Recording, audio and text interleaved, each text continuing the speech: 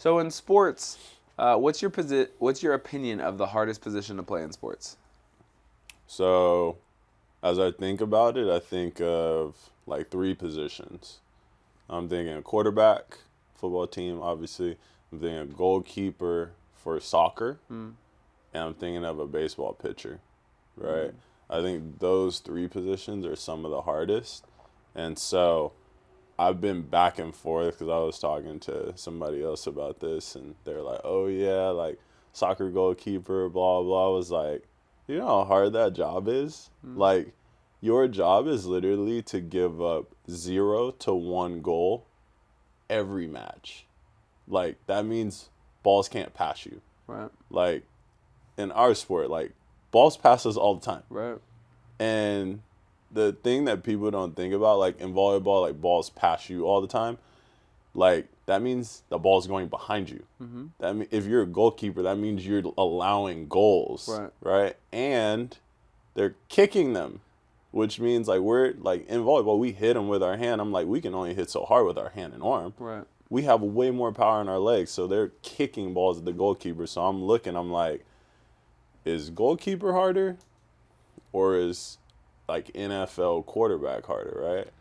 Yeah, I find for me, NFL quarterback comes into play because of this whole concept of what I'm learning a lot. I work with a couple people on their mentality who are football players, and one of them who is a quarterback for his team in high school. I didn't realize this about quarterbacks is a lot of times they're throwing to a window, hoping someone's there. You know, I've thought always watching football, it's like when they talk about, going through their reads, I've always thought it was like, okay, I know what routes people are supposed to run, and I'm literally like looking, to these different places, and then I would hear, like announcers and stuff say, quarterback shouldn't stare down a receiver because that's how, safeties and defenders pick off stuff. Sure. So my thought was people run, you know what route they're supposed to run, you kind of like fake like you're looking at this guy, and then last minute you look at this guy and throw it. That's like kind of how it worked in my mind. But recently I've learned like, oh no, it's actually more like you call a play and a person is supposed to, break at a certain time or a certain yardage or whatever. Yeah. And there's just like this trust of, I'm going to put the ball up before you even turn around. Yeah, and then you like gotta you be should there. turn into it. You have to be there. And so when you have Yeah. these miscommunications where somebody breaks the wrong way or Yeah. somebody stops at the wrong amount of yards or whatever, that's where stuff can break down. You have interceptions, you have missed thrown balls, you have whatever. And so there's even more, mental maneuvering that happens for a quarterback, not just okay, this is traditionally a good, smarter player who I know is going to be on his route. This guy, like, he's not all on it, so I'm probably not going to throw there. This guy's probably going to be open because they're not paying much attention to him, but he tends to drop the ball. This guy, even if he's covered, if it's one-on-one, I would go that way. Yeah. To me, it's like it adds more mental maneuvering because now you're like, okay, I got to make decisions on personalities of who would do what and what time, who's smart enough to remember their routes a certain amount of times, Who can I crowd trust? noise, like what the actual play is. Should I run the play or should I audible the play? Like, what's the score? How have I been throwing and feeling and playing? Yeah. Like, there's a lot of variables. But you're forgetting also the defense. Yeah. So there's and that's the interesting part. That's why I said like quarterback and goalkeeper. But we're forgetting like you also have to know your offensive line. Mm-hmm. Like, hey, like my left guard is he might. He might let somebody in. Yeah, so you're like talking about that. You're like, you got the running back with you. So if you look at like NFL, you look at like a Tom Brady, more specifically a Peyton Manning, because Peyton Manning I think was way less mobile than Tom Brady. Right. You got to set up a whole deal. So you would see Peyton Manning out there. He's making a bunch of, hey, Mike, like, I see Ray Lewis over there. Like, and then we're talking about, hey, you're telling the tight end to stay in block. Right. You're telling the running back to stay in block. They were on a route, not anymore. Because you're like, I see a few people look like they might be blitzing me. Right. So you're talking about, like, setting up protection. And you got multiple defenders that are coming in. And remember, you got to get the ball out in between a 4 to 7 second window. Right. And you got to make sure that everybody's going to run their routes to a T, which is why I think about like the Peyton Manning and Marvin Harrison. Mm-hmm. They said Marvin Harrison was one of the best route runners ever, which is why he got a ton of balls, and I think Reggie Wayne too. Mm-hmm. It's like they were literally on the route. If the route was 17 yards, they were hitting it on 17 yards coming back, which is why the ball was out and in people's hands on the break. Right. So that one's like a huge one where you're like, holy moly, like you got to deal with all that. And then everybody wants to ridicule the quarterback, and I'm like, none of you guys would step in and play quarterback. And even if you did, like, you would realize like instantly how terrible you are at it. Like, you have to do so many things correctly. Yeah. And on you about the interceptions and stuff, I was like, you got to make some quick decisions. 7 seconds. Same page. Into I the would clock. say, I would definitely say my top 3, if I were to pick 3, because my number 1, it is NFL quarterback. The more I've thought about it, I go, I didn't realize that before this year. I started working with 3 quarterbacks, and they tell me, oh, no. It's like, you're sometimes throwing the ball into a window, and you're trusting like the person's gonna go there. The wide like, receivers in it's there, not like, oh, I saw you make the break, boom. It's you're supposed to make the break. I'm throwing it up. Because there's too much time in between for the defender to make a move Right. if you're waiting for them to come out of the break. Right. Which So I had to learn as a wide receiver. yeah, so that quarterback, but I would say a gymnast, like. I was watching the Simone Biles thing yesterday, and I thought this even before this, but earlier you were talking about the whole concept of the way people have to train and like come back from injuries and stuff, and not just Simone Biles, but gymnasts in general. Any sport where you get all this training time, I train every day, hours and hours and hours, but I get like 10 seconds or less to show my stuff. Yeah. Like, and I get one shot, like there's in gymnastics and motocross and stuff like this, you get a couple heats or a couple runs. But truly, to get high score, you don't get to like biff, and then come hit it. Like the dunk contest. It's like, you better hit it or your score is going down. And so the ability to be able to perform, I don't care if you've practiced it, 1,000 times. The ability to be able to perform, all the variables coming together. I'm running, I'm sprinting, I'm flipping, I'm balancing in real time, and I'm sticking it. To me, it's like so impressive. Those balance beams like are 4 inches. And the things that they do on top of those, insane. The way that they throw themselves 15 feet in the air and like come out, sticking it clean, I go, it's insane to me. Like when I watch it, I go, how impressive that is. And talk about injuries, like when you're flipping and flying through the air like that, you land like you have a situation where you're walking sometimes and your hip will go out of line and you're like, whoo, so You'll trip. to be 10 feet, 15 feet off the ground and like coming down. I don't care if there's like soft floors, whatever. Like your body's talking to you, I guarantee. And there's no gymnast out there who wouldn't tell you like there's some serious injuries who go on with that. And it's such a danger factor, So I would say gymnast is up there and hardest to do. And then last one, which I don't think people pay much attention to, but it's tennis. I would say like golf and tennis are really tricky because golf you have to be so precise, but in golf, I believe there actually are a lot of people who aren't that precise, and like, what happens to them? They just lose the tournament. No one talks about them. It's not like you get kicked off the PGA Tour because you suck so bad. Like, it's to me, but tennis, the stamina it takes to be able to go back and forth, and the chess match that has to be played in the game. And in tennis, there's a lot of injuries. Like, it's a lot of direction change. There's a lot of shifting and a lot of sliding, but hips, knees, ankles. Tennis takes so much accuracy, and it's similar to volleyball in that volleyball.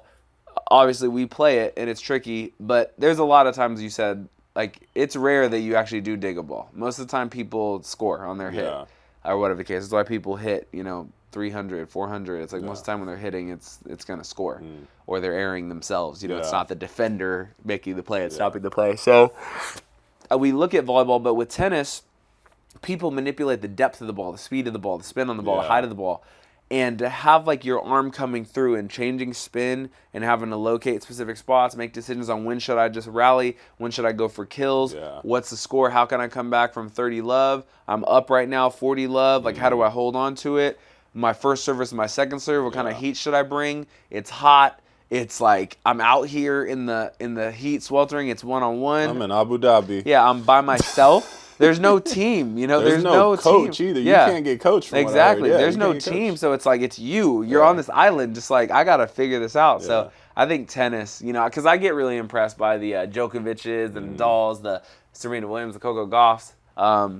They impress me. So those would be my 3 in order. I'd say quarterback, gymnast, tennis.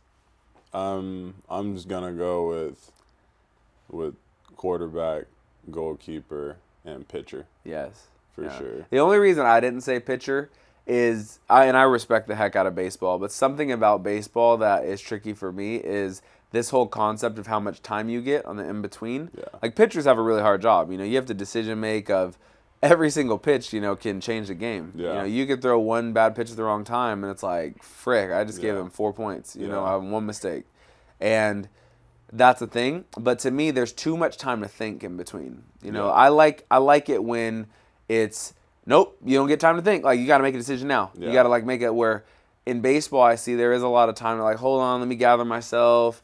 Let me think about what they did the last couple times. Let me think about what I want to do here. Yeah. Okay, let me get set up. Let me read it. And same for pitchers. Like when they get the ball back, it's like, I'm working with my catcher.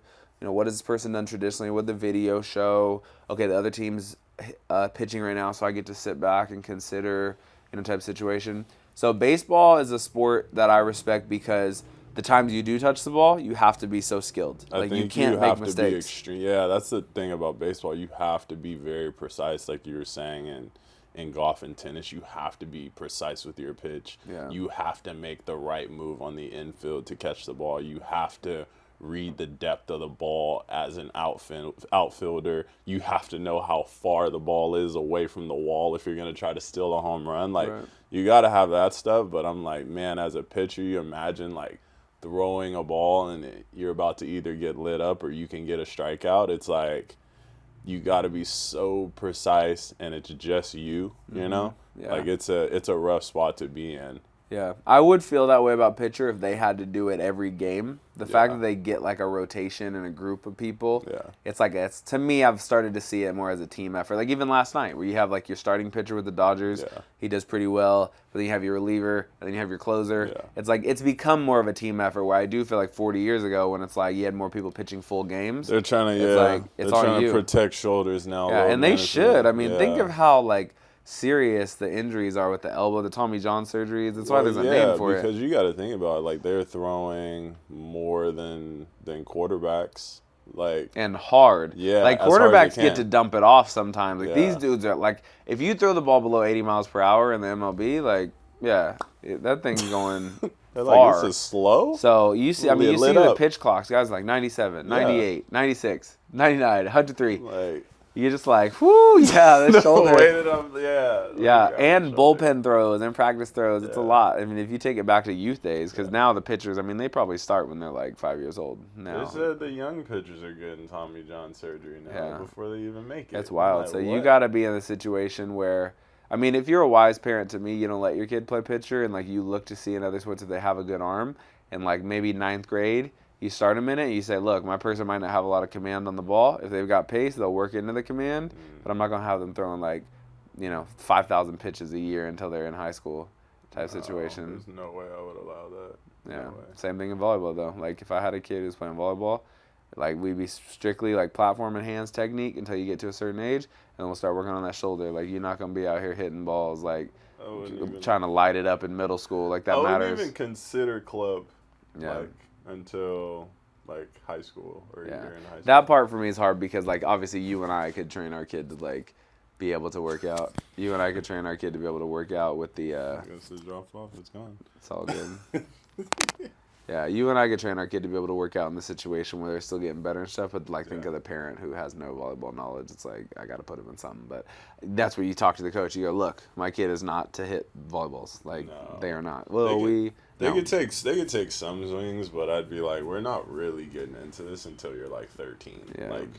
We gotta kind of save the body. I'm not, especially with the way that some of the kids are in club. They're just kind of and I'm your parents are literally coming out of 10, 20K a year to fund this for you, and you're about it. Not serious. I'm you would have to be pressing me every day about it in order to really get into it. And on top of that, I'm not trying to toast you physically and mentally where you're I never want to do this again when you turn 17 years old, which is what happens. They say kids get burned out. They play club and school sports since they're 10 or 11, and they're just burnt out by the time they're 17, 18. And I was lucky I wasn't that player. I don't know if you did that for too long. No, for me, there's levels to it. It's what always gets tricky about the burnout concept is I say this to parents a lot when I'm consulting. I say, if somebody's going to burn out, it's good. It's better that they burn out sooner because then they can go figure out what they want to do. Like Yeah. when parents talk to me about burnout, you know, oh, I don't want my kid to burn out or whatever the case. I tell them, and this is my honest opinion. I say you've got two options. You can either play the long game. You know, you can slow play it and know you're going to lose some opportunities now. You're going to lose some ones team. You're going to lose some starting. You're going to lose some national team nods. And you got to hope long term it works out for you. Like you're able to outlast others. Yeah. But the reality is like any other thing. You have to stick with the times in the market. There was a time in sports where it was popular to play 2 days a week. Hey, I play on a club team. Or I play on a school team. We practice 2 days a week for an hour and a half. And then we have a club tournament once a month. And that's how it goes. Yeah. Now, it's pretty surprising if there's a top level kid who's not playing 6 or 7 days a week. Like it's very surprising. And so sticking with the times is, hey, you know, if I want to be able to get in to fit in, I got to play this much. And there's little parameters, like I said, you could put around it. To me, if you're a parent and I go to my club coach and I say, hey, my kid's going to play for this team, okay? But I'm going to tell you, you know, what is in their allowance and what's not. Yeah. If you practice, say, 3 days a week for your club, I'm going to have them outside of practice doing a training with me, you know, once a week, where we check in on blah, blah, blah. I might have them train with a trainer or whatever 1 day a week, and then we might have a tournament or not have a tournament. In these 3 practices you guys have, there's going to be 1 day a week. They are not to take a single swing. Like, they do not take a swing. Any drill you're doing, they can set the ball over. They can fake hit and then set it over. They're not to take a swing. If I find out they're taking a swing, they'll be off the team. Yeah. Like, and then in my trainings, you know, I decide. Is it a day where they're working on their arm and their swing or working on stuff, or like there's no swings or whatever?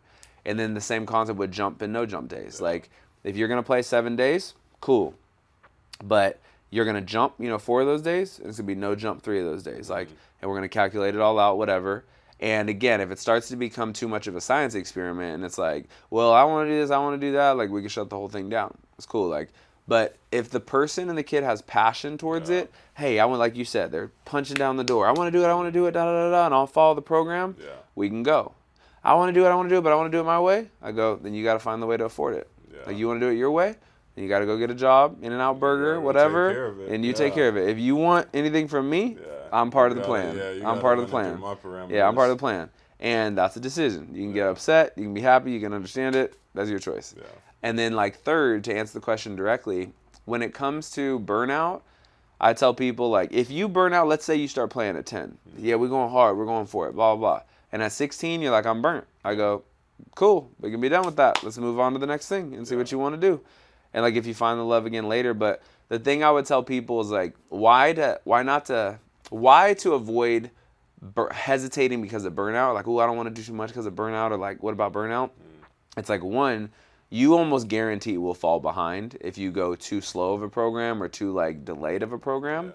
And if you're just saving, if burnout's going to occur, it's going to happen eventually for that sport, because that means you don't truly love it. That's not to say there's not things in life that you love that occasionally you're not like, I could take a day off of this, or I could like not do this. But if you love something, the concept is you don't really burn out from it. If you're talking about like a relationship you want forever, hopefully you don't burn out the relationship. If you're talking about sports, like say you want to go to the NBA, if you're burning out, you're probably not going to last the NBA career. So we might as well get on to something else and what you want to do sooner. So that's kind of the way I explain it to parents is don't hesitate because of burnout. Like, play until you burn out. If you're going to burn out, good. You know that that's not the thing for you. Move on to the next thing, and then you won't be late to that party. Like, for me, I burned out of drumming. You know, I was real into it. I was, oh, yeah, I want to get a drum set. I want the Vic first. I'm on the drum line. I'm doing this, and that, and the third. And there just came a time I was like, this isn't as fun, because, like, when I was in the learning process and I felt like it was new and exciting, I was like, this is great. But then it got to a point where I was like, the what I'm losing having to be at these rehearsals and practices isn't worth it to me. So 10th grade, after that, I was done. And I haven't thought back since, like, oh, I wish I still drummed. You know, I haven't. But once I found volleyball, I went full speed ahead, even more than I did basketball. In basketball, I could play like 3-4 days a week, go to multi-gym, train. But in basketball, I wasn't like, yeah, I want to go to 3 trainings a day, and I want to work on dribbling, then I want to work on shooting, then I want to work on this and that. I was like, yeah, I want to work on my skills to be able to start, but that's kind of as far as it goes for me. Where volleyball, I was like, I want to be on the national team. I want to win championships. I'll wake up at 4 a.m. to play it, to coach it, to train it. Yeah, so for me, it's just, life is all about the pursuit of finding the thing or the things that you truly love. And if you try something and you find that you don't like it as much, or you find that you don't like it anymore, no problem. Like, people just tend to feel like bad or they feel like they're disappointing somebody when they don't like something anymore. And I go, the sooner you don't like something, the better, because then we can just move on to what you do like. But if you continue to like something, great, we'll keep pursuing it. But there's lessons in everything. Like, I don't look at it as, well, you played club volleyball for 6 years and then you quit, so you wasted all this money. I go, there better have been a bunch of lessons in there. How to work yourself out, how to be a part of a team, how to show up and be responsible, how to be more athletic, how to get to the top of the food chain. Like, you better use those same lessons in whatever craft it is you do want. So there's no waste for me. No doubt. No doubt.